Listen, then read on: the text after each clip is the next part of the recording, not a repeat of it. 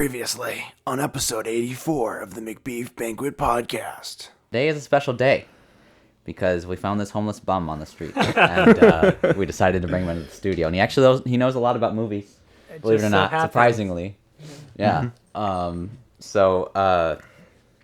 Why don't you? Do you want to say your name or you? Yeah, okay, I'll sure. introduce myself. You don't have to say your last name if you don't want to. My name is Brian. I'm here today with my good friend Henry and his good friend Miles, who I just met for the first time. Yeah. Happy to be here. Yep, Brian and I went to film school together. That's how we met up. He and I met on the LA trip, I think, which is about almost 2 years ago now. Yeah. Just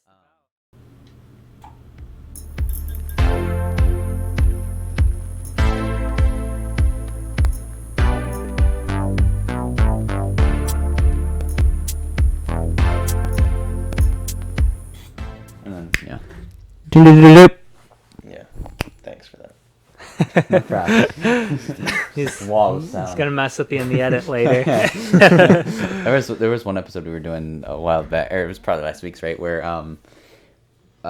Miles was like cueing himself to take something out, and so he like screamed into the microphone. And he left it in. Oh my gosh! So it was just like this, yeah. Oh, it was 2 weeks ago. Okay. Yeah, I forgot about that. I left it in. So it was just a scream.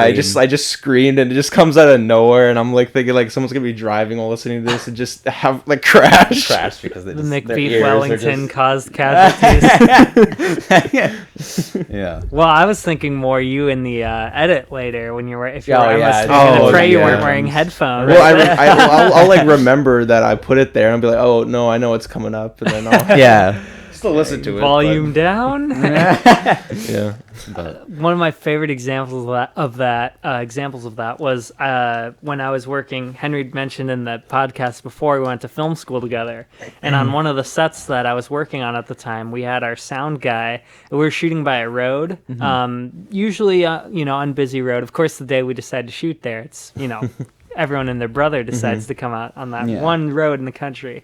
So anyway, we have the mic pointed towards the road because we have the characters standing in front of it. And our boom op, who's also our sound mixer, he had the whole thing, strapped to him. He had his headphones on, and he's got the microphone up. And a truck passes by, and we're just, okay, we'll wait for, him to leave. And he honks. He lays on his horn for no reason, right as he's passing the boom mic. And our boom op just goes, ah! He throws his headphones on the ground. And he's like, why would he do that? Why did he have to honk? this asshole. Wow. Fun times. Oh, yeah. He's probably deaf now. Is he dead? Like he's probably dead now. He's probably dead. Love becomes the sound of metal. Oh, my heart went out to him. Yeah. So what are you interested in, I guess, in film, like in terms of career job wise? Yeah, absolutely. So I above all, I love to write. I would love to be a writer, a screenwriter, obviously. But I found a lot of interest in directing. But yeah, right now the biggest things I want to work in, I want to do a lot of editing. I really enjoy editing. Sound design is something that's always really spoke to me. But yeah, above all, I really love to write. And yeah, it's definitely. just it's been a huge passion of mine. Is that mainly just screenplays you want to write, or do you want to write like novels and stuff too, or anything like that? Eventually, maybe. I haven't really worked in like the realm of like literature and that is sense, different, I guess. And it is, definitely. I mean, formatting wise, pacing wise, it's a whole another animal. I don't know if I'm ready right now to write a book, but maybe one day I'd be interested in that. Definitely. When did you kind of get into like screenplay writing, or like writing in general, I guess? Like when has that always kind of been something you wanted to do, or is that like when you came to Compass, or like, sure. I think when I went to school, when I went to film school, that definitely my interests kind of evolved. I mean, I still want to do what I sought after originally. Yeah. But I've been writing as early as high school, early high school, late junior high, and I've been writing as early as college. My scripts in high school were on notebook paper, and I wrote them in pencil, unformatted. I'd like to think it's I've improved since then. But who knows? I mean, a lot of our like Alone is the one thing Oh that comes yeah, to we've mind. got That like we, I can probably send them to you later, but so if you look at some of our like our earlier YouTube videos, it was definitely Our short films. Our short films, Yeah. yeah, essentially. like 2 of them were good. Or 3 of them were good. And it's But like some of them were just kind of yeah. us getting used to the Hey, I know that feeling. It's cool. You got to start somewhere. exactly build from the ground up. But Yeah. yeah. What would you consider to be like your inspiration, I guess, or if you want to touch on that at all? Yeah. Like as far as like filmmakers or Yeah, movies? well, like why do you think it kind of sparked your interest in film or writing or, any of that? Yeah. I really love, so something that's always been a huge inspiration to me. You talked about in the previous podcast how you're a big horror fan. I love horror too. Because I feel like it's such a positive community. Oh too. yeah, that's one of the reasons why I love it. Yeah, everyone, I mean, obviously not everyone, but a lot of like the creatives, the big creatives in horror are always such cool people. Sam Raimi, one of my huge inspirations, of course. who Michigan native. Exactly, yeah. Just the idea of that he was able to get together with his friends, make a movie similar to like a George A. Romero, who was able to start in commercial work and build his way up to make Night of the Living Dead. Just something about that, like really like small, low budget, like, but not letting that limit your creativity, that really spoke to me. Yeah. And it makes it feel accessible. And I think that's where I'm like, okay, I can definitely do this. And I still think I can. I hope I can. Right, but yeah. it's just, that was really kind of what opened the gate for me. Have you read what was it Bruce Campbell had like written a couple of autobiographies, and his first one is really about like just Evil Dead for the most part, like really? that whole process. I would recommend it. It's really good. Is it My Name is Bruce? I can't remember which one it is because they're all like, I think it might be My Name is Bruce. Yeah, I really want to check that out because I know he did a couple, but I didn't know that was what he honed in on mostly. Yeah, I'd really, at least really that's what I can remember from it. There might be more, but because he just talks about it like his whole film career. That's but awesome. Bruce Campbell has always been one of my favorites ever since Evil Dead, of course. But, because it's like it's exactly what the whole Michigan thing, and then he's a really funny guy, honestly. Oh, he's great. He's great. What's he doing? Was it Eli? Yeah. Yeah. He's a menace to society. Well, you mentioned a comment. You had a comment earlier, Miles, before we even started recording this. You mentioned Family Video. That was another thing. I mean, like that accessibility of like being able to go in, pick up movies. It felt like an event. That was something that also like kind of got that spark of loving movies. I think Raiders of the Lost Ark was the first film where I was like, oh, it made me a parent of filmmaking. Yeah. And I guess could I do like a reverse question? Oh, yeah. What would be like the movies that you guys kind of saw where you were like, oh, filmmaking is a thing? It wasn't just like these pieces of media that you just watched for entertainment. Yeah, that's a good question.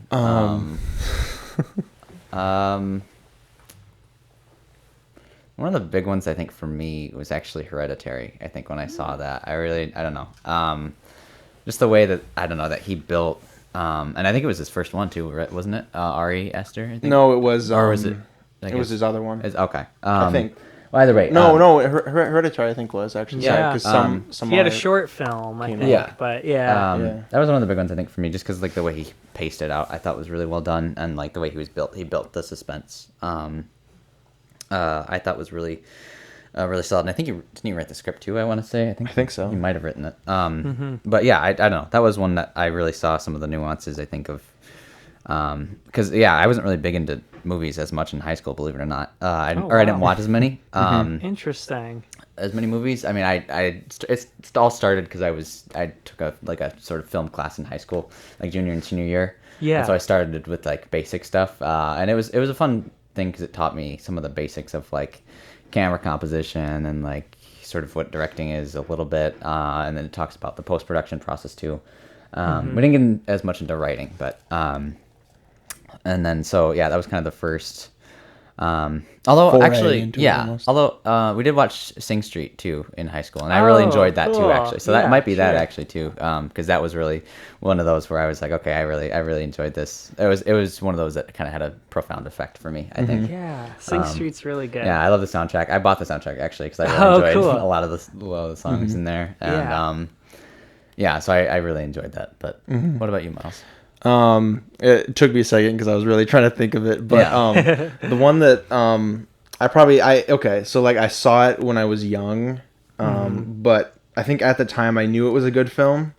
American Beauty. I've always really enjoyed American Beauty. That's Cool. probably one of my favorite art kind of films. Yeah. That's to be taken seriously. Absolutely. But yeah, I think it's almost the opposite of you because I have like seen a lot of movies Right. during my whole life. My mom has, always been a huge inspiration for that.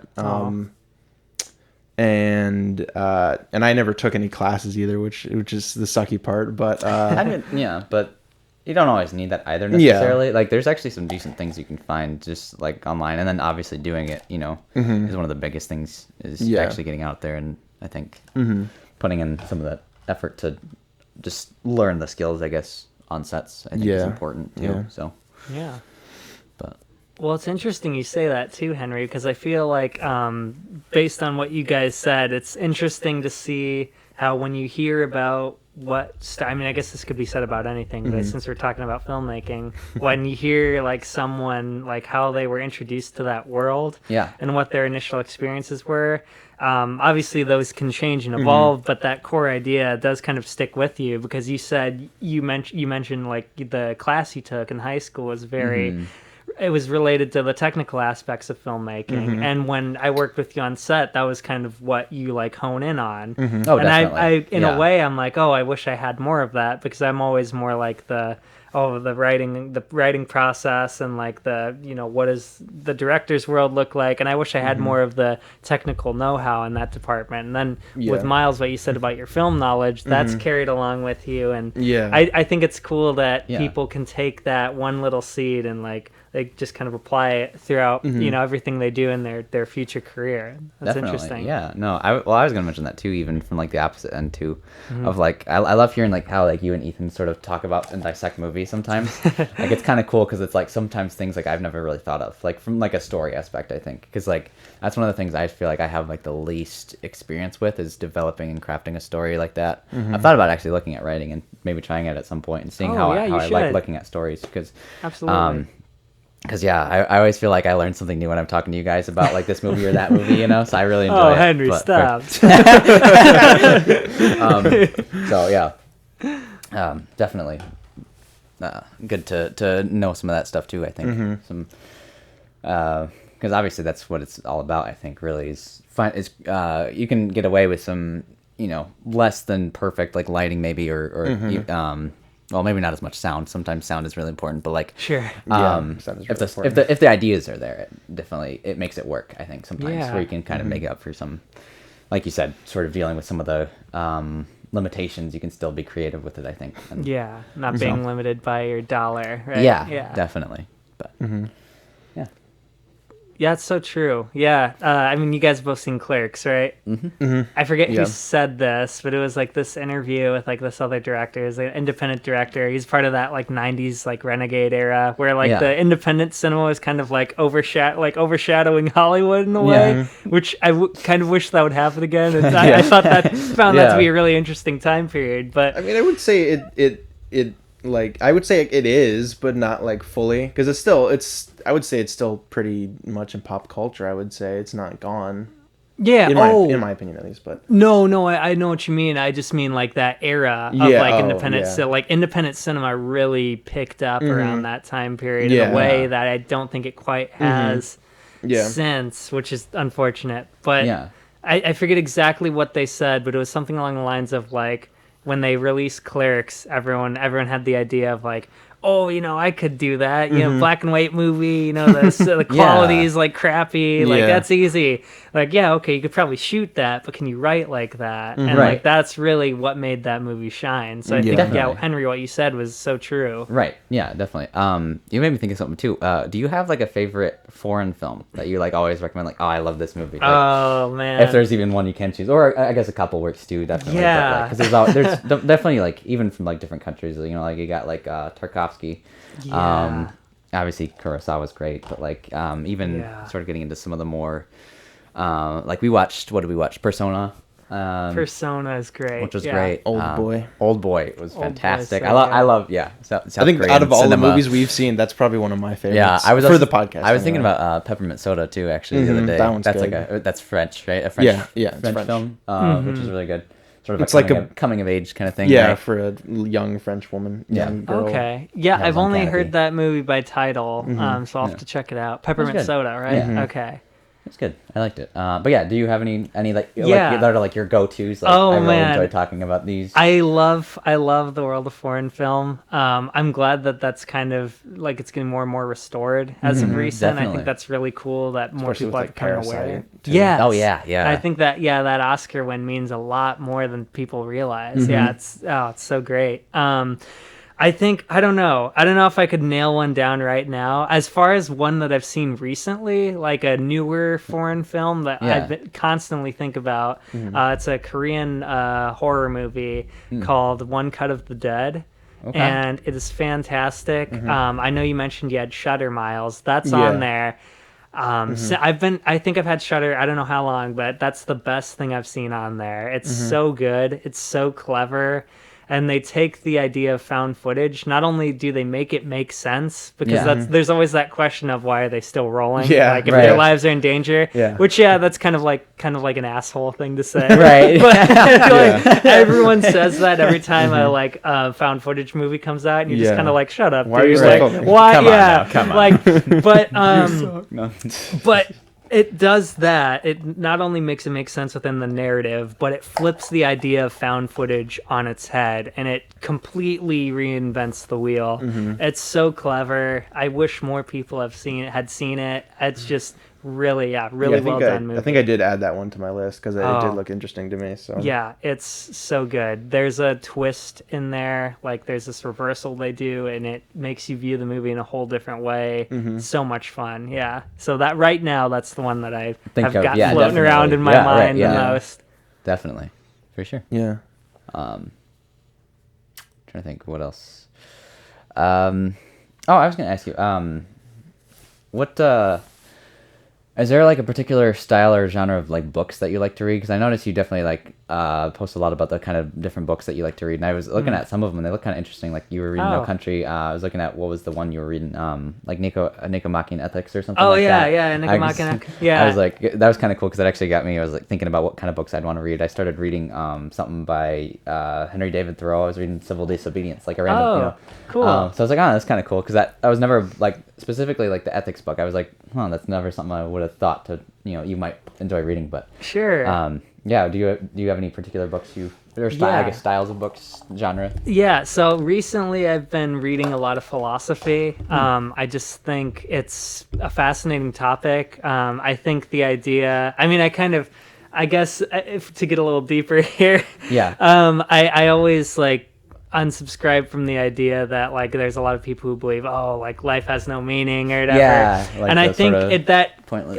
You might find that to be true, but I do think obviously life's crazy. There's a lot that the world will throw at you, and so it's important to latch on to what makes it good and what makes humanity humanity. Yeah. And I think that philosophy makes you think about that a lot more. I think everyone could, learn how to be a better person. And I think applying that to your everyday life, there's some really valuable lessons to be learned there.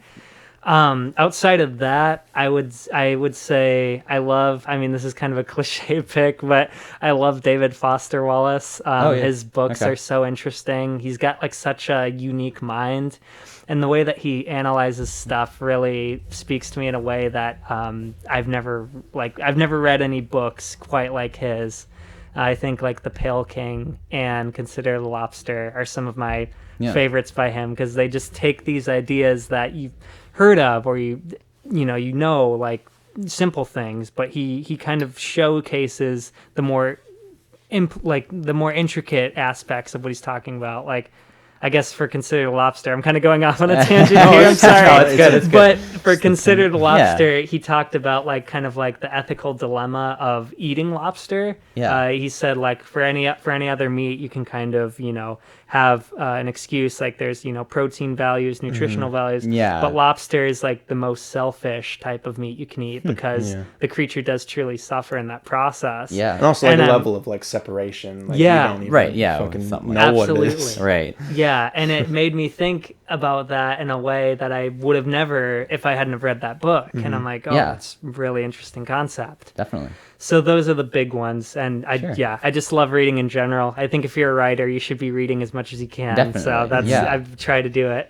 That's on my notes because I know you're a pretty big reader too, Miles. I know. Not recently, but I but, used like, to be at least. He's But still got a good collection. Well, what kind of stuff, books do yeah. you like, Miles? it's kind of weird, but like one of my favorite series of books is actually Darren Shan. Darren Shan. It's the name of the author. That's one of the books I was talking about. Is that like the author is also this name of the character. Oh, cool. The movie, they came out with a movie called The Vampire's Assistant. I don't know if Cirque du the Soleil. book, the whole series. I really love Okay. that. I don't know why, but it's just like he's a really good because it's like macabre, like horror kind of. Oh yeah. But I don't know. It's a weird book to like, but I think I do like that series. No, not at all. That's a definitely. great book to like, dude. So you really are through and through a horror fan. Yeah, I mean, I know. Oh, yeah. There's definitely fans who are like more into it than I am. Mm-hmm. Because sometimes I actually like don't like I've never seen any of like Haunting of Connecticut or Yeah. Conjuring. I don't really like those kind of films. Yeah. I'm just I don't know. It's like too much for me almost. I'll Right. like other kind of stuff. Sure. But you don't find the paranormal type movies as interesting. Yeah, I mean, I've like with Paranormal Activity. Poltergeist was one of the first movies I ever saw. It was like when I was 5 or something. Oh, cool. But I really like Poltergeist, but Paranormal Yeah. Activity always kind of fucked me up. So that's Oh, why really? Yeah, because Okay. I was So it it's was too scary. when it came out is when I Yeah. saw it. So I was like 10 or something, Okay, 10 or yeah. 12. But yeah, I don't really like those types of films as much, just because it feels too real. Yeah. It's too real. Yeah. That's how I feel about like the serial killer type movies. Yeah. There's like some level of disbelief with like all the others, but like for those, I'm like, oh, You're like, yes, yeah. that's kind That of could a real actually, thing like, that happens. yeah. Yeah. Yeah. I mean, I do like Halloween and like Friday the Oh, yeah. 13th. Those are Oh, I yeah. find Some of like those, the like, classic classic, like, slashers are good. Oh Yeah. yeah, nothing like a good old slasher flick for sure. And Henry, on that like topic, guys, since we're talking about books, has there like been any other like books like that you've read in the past that you kind of think about? Well, there was one of the biggest ones I think of is actually there's this nonfiction book about Vietnam actually cool. called They March into Sunlight, which is kind of a cool.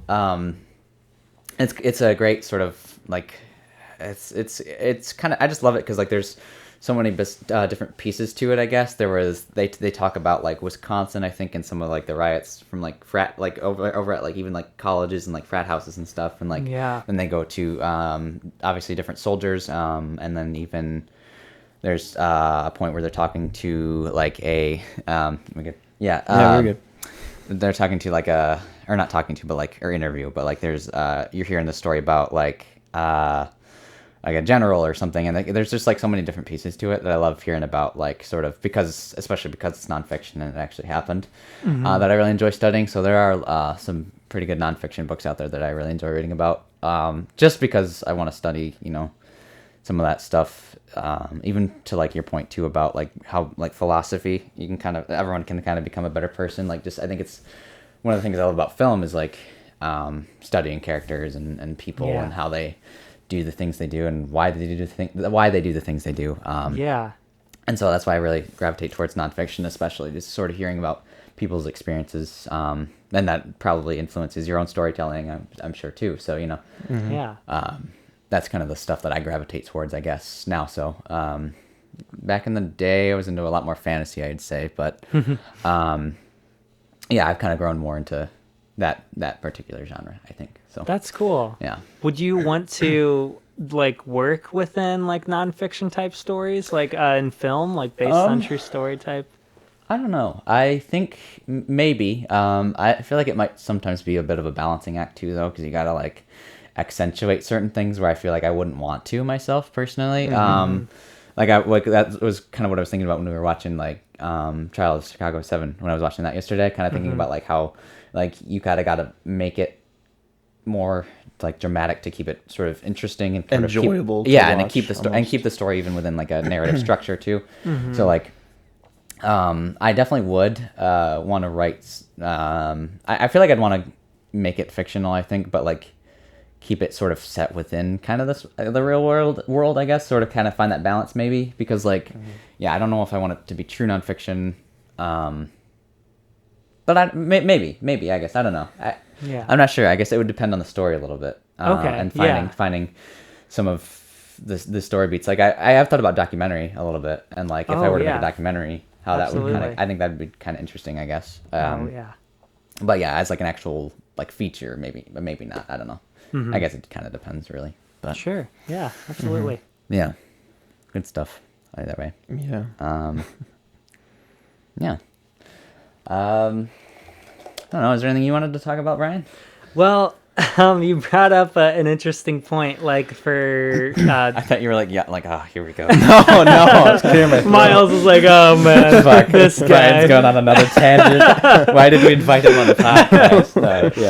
Yeah.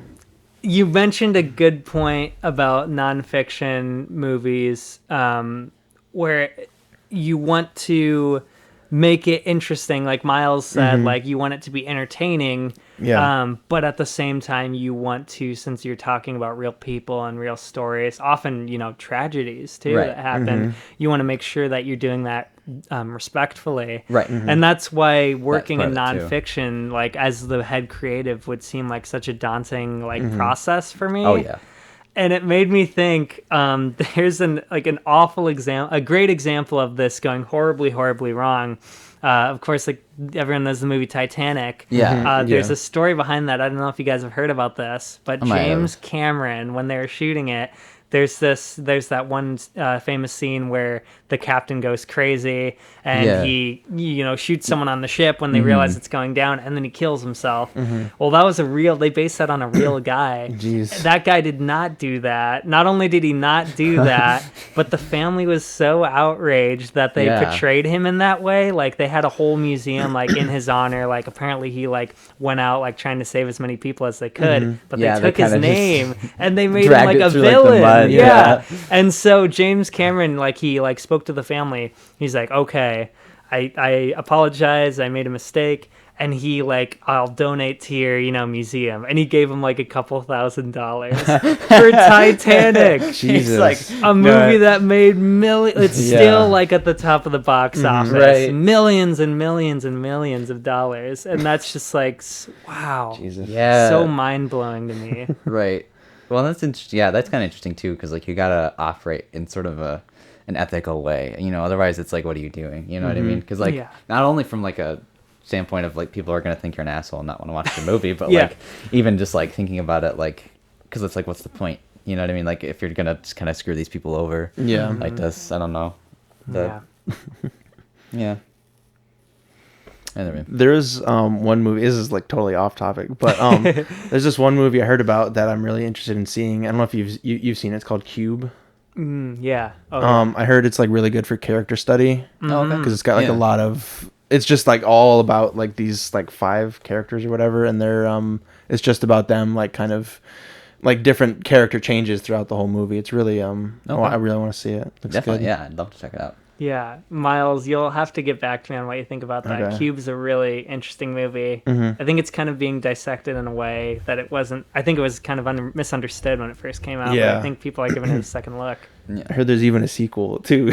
Yes. Is it Cube Don't 2? watch that. Cube, yeah. Called Cubed? No. It's I heard the sequel's pretty bad. Is it? Okay. It's like they just like tried to copy the first one and like did not yeah, work it's like as one of those where well. it kind of just Yeah. it was almost like someone who watched the movie and didn't understand it at the time tried to make Cube. Yeah. Have you ever seen the what was it, like the 90s remake of like Psycho with Vince Vaughn? I haven't, but like I kind of want to. Yeah, I heard it's like I want to see it too. Yeah, I heard it was like our directing teacher was like telling me that it was like apparently they were trying to like do like the same exact like thing with like even like some of the same storyboards, but like it just didn't obviously work as well, and it was like in color and everything, and it just but do you mind if I talk about like just a small thing in go that for Psycho remake? Yeah, so go ahead. oh my gosh, it's such you're right, it is shot for shot a remake of the original Psycho, but what shows like kind of what the misinterpretation of Psycho, it really kind of becomes super apparent at the very last shot of the movie. So you both have seen Psycho, right? Yeah, the original. So at the end when they're pulling the car out and you know the body's in there, you're like, oh, it's so like sad and like disgusting. So they do that, but in the original Psycho they fade to black at that moment, or they cut away, and it's like, okay, that's a great way to end it. It's like kind of makes you realize the horrible thing that just occurred. But in the remake they actually like zoom out from that, and they have this like crane shot of like all these police cars and like researchers and stuff, and it really just takes like the humanity out of it. It makes it feel like you're watching like an episode of NCIS. Like it feels like a procedural thing, and it takes the weight of that ending away completely. And that's how they go out on it. The credits roll, and it just to that I think it encapsulates how they really just did not get why people love Psycho. Definitely. Right. Have you ever like thought about doing like TV writing? Because TV writing is definitely different. At least recently it's kind of changed, but any TV writing, like have you ever thought about doing writing for television? It's actually funny you mentioned that. Right now I'm writing for a television show that's going to be shot here pretty soon.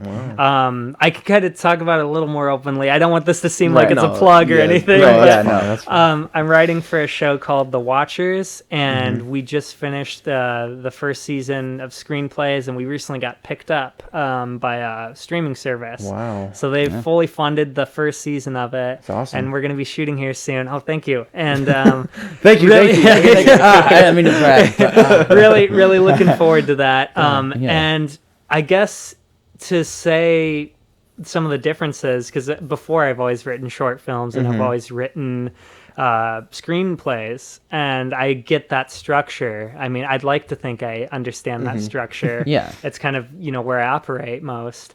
So for teleplays, it's kind of tough like to kind of be thrown into that, and I was like, okay, how can I wasn't writing the whole series by myself. I had a creative partner, but I was like, sorry guys, you son of a bitch. I lied. I'm sorry.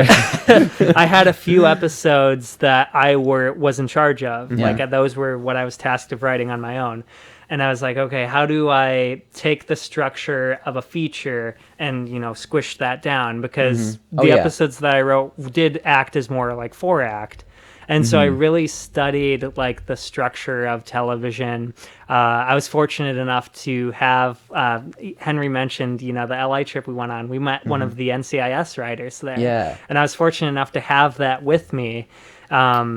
And I was able to look through the script that he gave us of one of the NCIS episodes. And I'm like, okay, here's where this stuff happens. Here's where this stuff's supposed to happen. Obviously, I wasn't writing a procedural, so it was a little different. But just kind of figuring out structure is, I think, the biggest difference in television writing for sure. And once you kind of get that, it's not too foreign, but just tapping into that really worked. Really was tough because you have to throw out a bunch of stuff like, oh, this doesn't quite work. This act shouldn't be here. This beat shouldn't be here.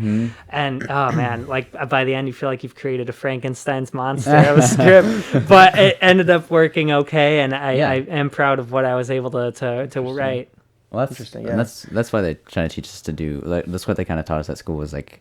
The reason we would try to write short films is to learn the structure because it's really tricky to do it within that short amount of time. So that kind of makes sense how it's kind of the same beast for like television. now was that something that like you once you had it like all sort of figured out, like you kind of had to show it to like the showrunner or something, and like they had to like approve it, or like like did they kind of just trust you to be like, okay, I'm guessing probably not, right? Give like, you full faith. Just like you got it, you know? Yeah, we're gonna film it right now. You got to figure it out. Yep, here we go, draft one. Oh, I think I would lose my mind. Right. If we had to shoot my draft one. I'd be like, it's not ready. No. Yeah, that's a good question. I was actually pretty fortunate in that the creative partner I was working with, so it was kind of a weird thing. My creative partner is also directing and producing, and he's kind of like the middleman for me. So I really did feel like I was kind of working my own little bubble because I'm in my apartment, it's during the pandemic, so I can't really go in to meet him. We just had Zoom meetings. And so it was really me just kind of writing away. I was fortunate enough to work remotely, so that didn't affect me at all. Yeah. And I would send in the script to him, and he'd be like, okay, the studio said, we need to change these, certain things, or I don't like this certain thing, because at the end of the day, it is his baby. These are his characters. Yeah.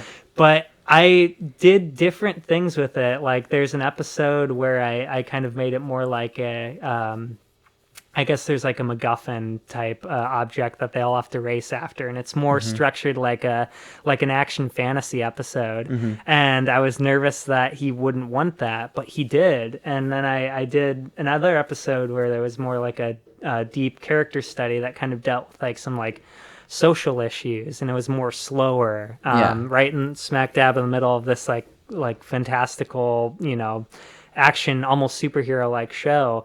And I was like, I'm sure there's a lot of stuff he's going to want to change. And there were some things, but he kind of understood what I was going with it. So I was fortunate to have that. I didn't really get to hear, I didn't have the studio talking in my ear. He had more of that. So he kind of took what they told him and translated it into writer talk, I guess. But how did you even get on this show? Yeah. So Miles wants an in, He's, Miles, how would I go about? I've got the script. I want to. So, it was kind of weird how it happened. So, the film school that Henry and I went to, that Henry goes to still. Yeah, idiot. Don't remind me. You're almost out, buddy. Just a little bit more, and you'll be graduated. Yep. I think so. What happened was, it was a really weird thing.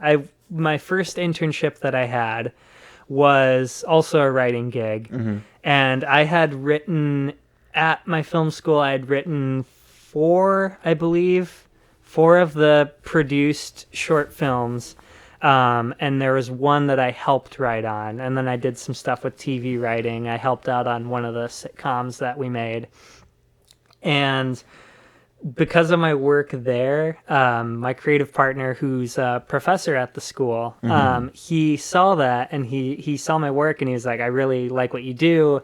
I think you've done really good work. I mean, the fact that your scripts got says something, or chosen says something.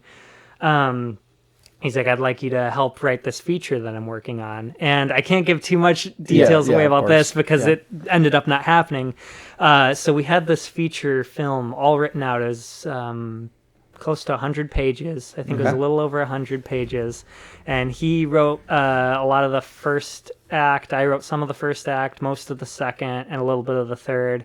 And so we were kind of like, taking our equal parts.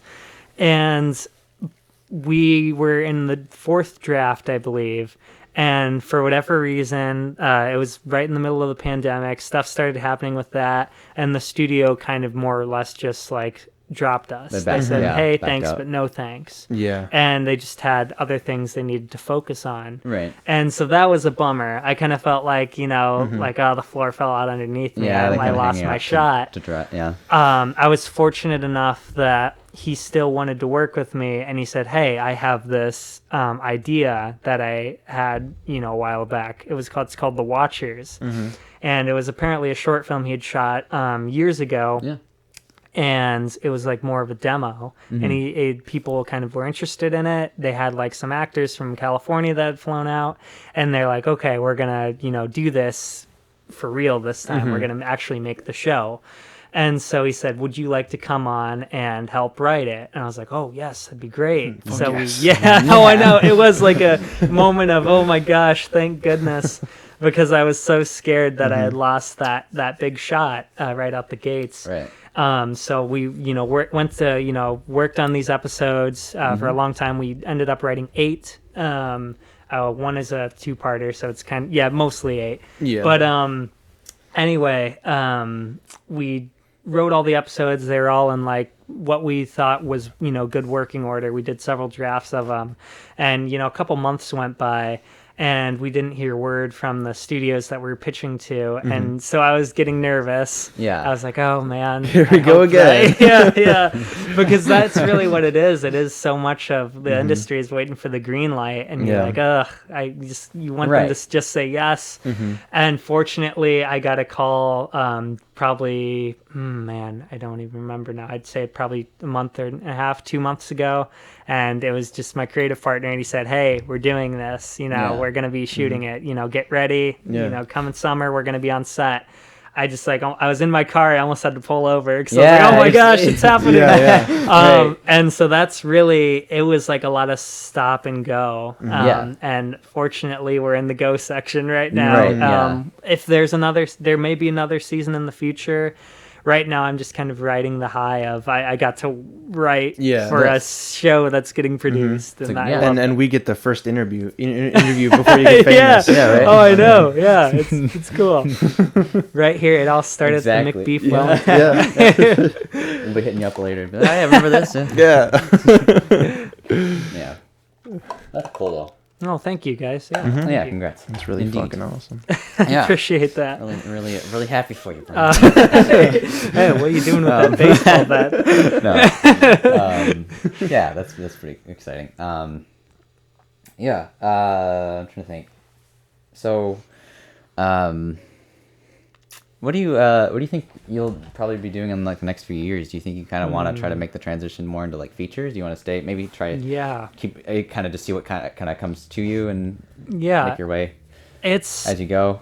It's really tough to think about because there's so many moving pieces at play. There's, obviously, like you said, it's just there's so much stuff up in the air, and like you just don't know if like a studio will pick something or not, and then if it doesn't, you got to try to find maybe another studio that will, or another option or something. You got to keep like mobile. I feel like a lot of the time. Oh, I know. Keep on your toes. Ready to pick up and like go wherever you need to go. And that idea is a little scary too in of itself, I guess, because there's a lot of personal things you want to keep in mind. There's people you want to consider.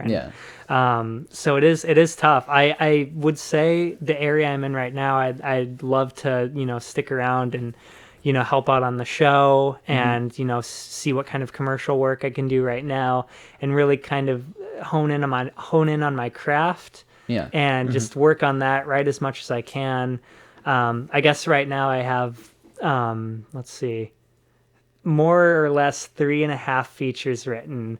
There's one that I really love that I would love to shoot myself. And I think I would like to do it within the next few years, potentially. Knock on wood, I hope I can. But to get somewhat of a relative budget together, because it could be done on a smaller budget. But there's other screenplays that I've written and others that I want to write that fall under genres like superhero, or not a superhero movie, a sports movie. I've got a comedy, I've got a drama, and a horror one. With the horror one, of course, is the one I kind of want to do. But I've got these genres that I've kind of focused on, and I'm like, okay, these are genres that sell, and they're scripts that I like, but I can part with. It's not like I'd be sending my baby away, to let them do whatever they want to, change it and write, so I'm like, okay, I can part with that. And I think that I guess if I know that Miles, you said you're interested in writing, and Henry, you kind of want to pick it up eventually.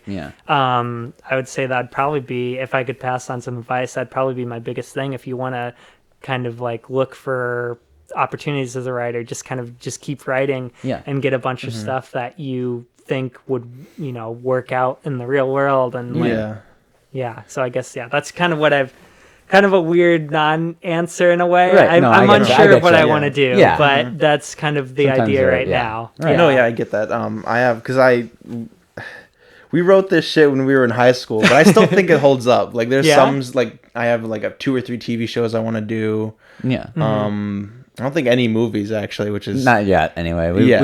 we've had like a couple ideas we've thought about working on. We just haven't gotten around to it yet. yeah, but there's definitely TV shows that I wanna make. Try and do. Yeah. Even if it's not me working on it and it's just like me being a producer or something, Right. I at least want to Yeah. Something see you could them do too. happen. Right. Yeah. Right. Well, Miles, if you don't mind me asking, what's the thing that you wrote in high school? If you could. It wasn't. See, write is like such a. it's I know more what just you like mean. ideas. Like Yeah. that's kind of because I've got like one show that's like at least like 3 seasons, kind of fleshed out, not fully obviously, but We got the base ideas. There yeah, and the base everything. ideas. Yeah. And the other show is more like a limited series almost. It'd take place over 1 season, and that would be cool. it. Nice. Yeah. But yeah, we can talk about that stuff after if you want. Yeah, to, sure, of course, sure. but- That's really cool, though.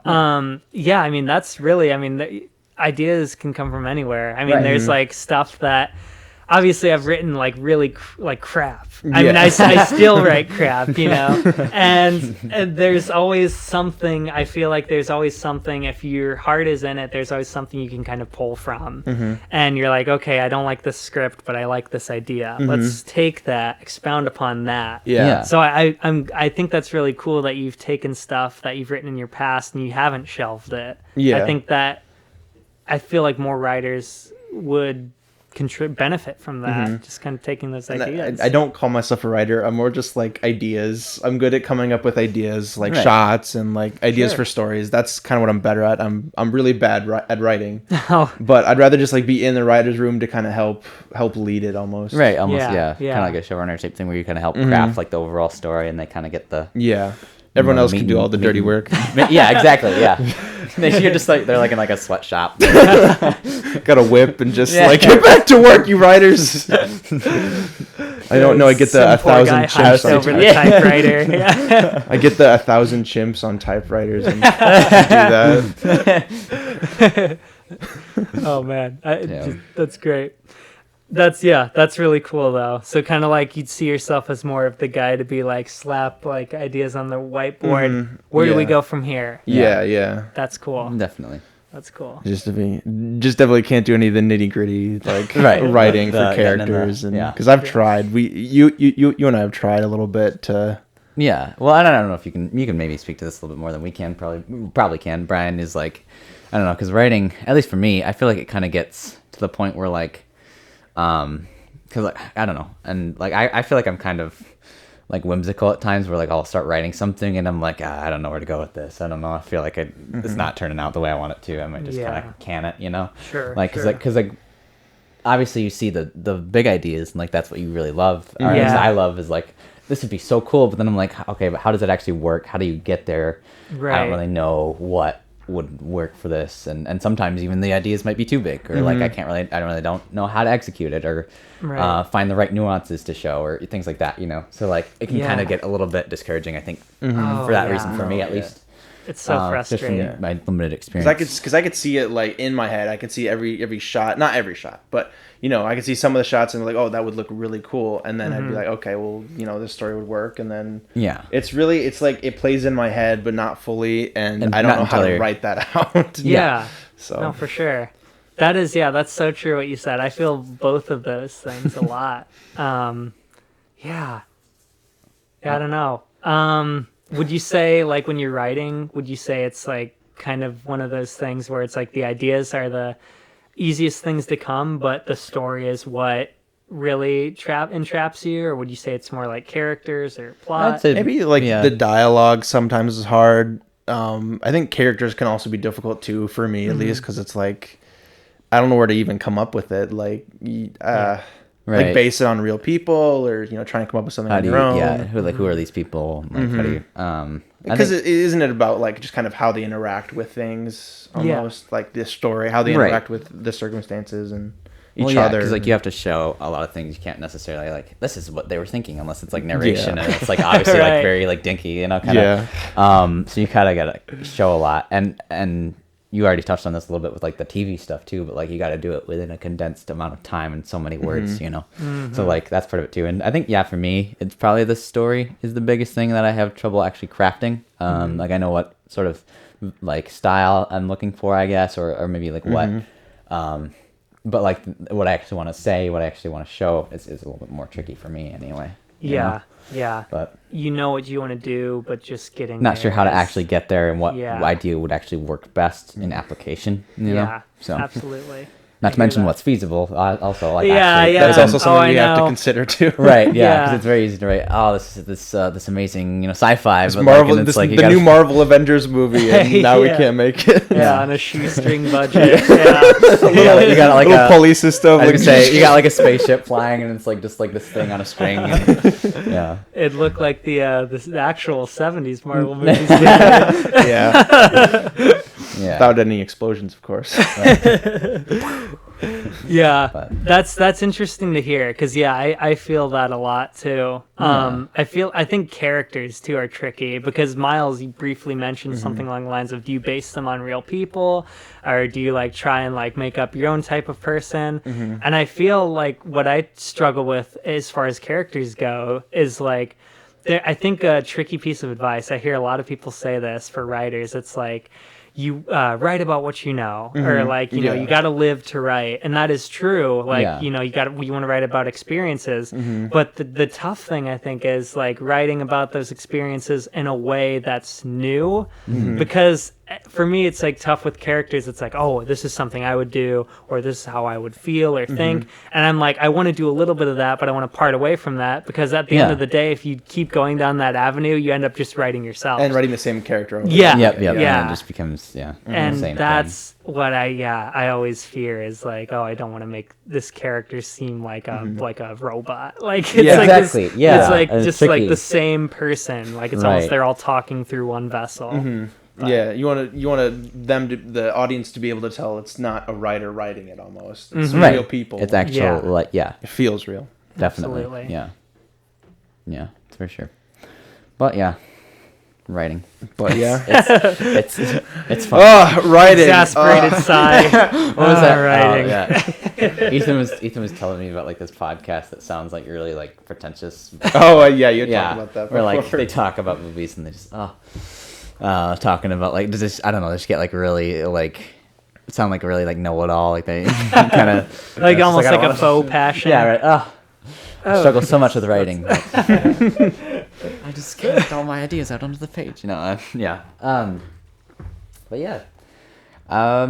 Other than writing, I guess, what other, or even other than like filmmaking too, like what other things do you like to do, Brian? I don't know. I don't know if I've ever talked to you about like what sort of stuff you really. I like long walks on the beach. I like pina colada. Yeah, every now and again I get caught in the rain.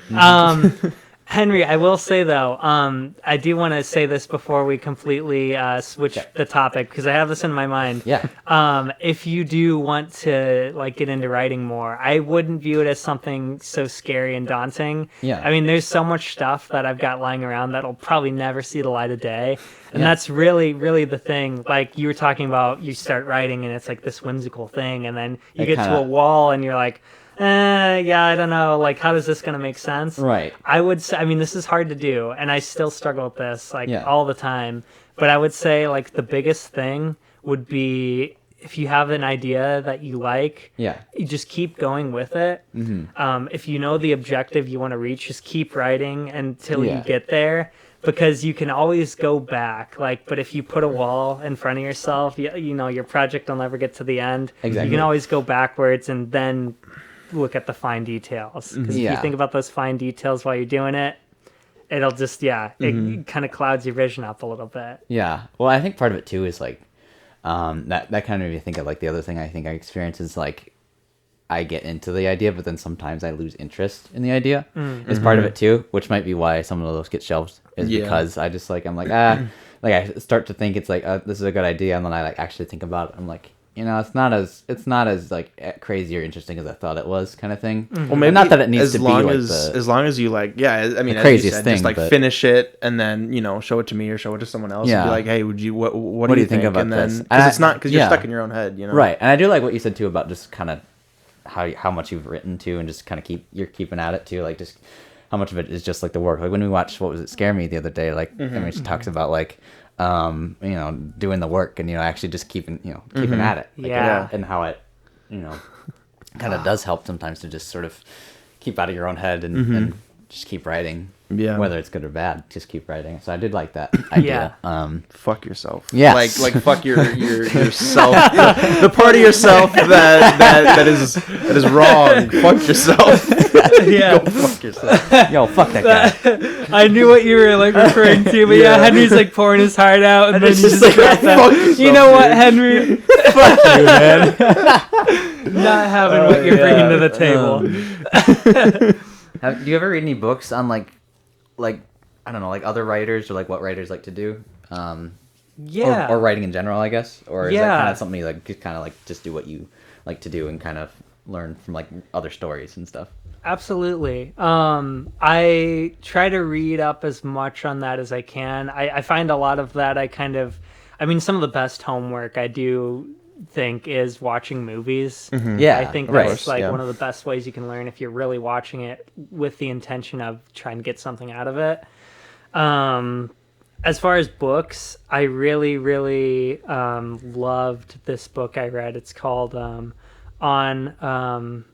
Writing by Stephen King. No, that's a good one though too. Yeah. I've read that one. It's funny, my girlfriend actually has that. I haven't read it, but she said it's great.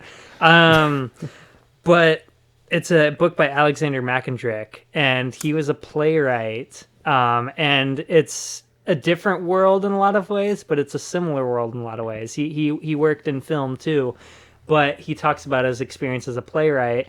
And I mean, film's very derivative of playwright and plays.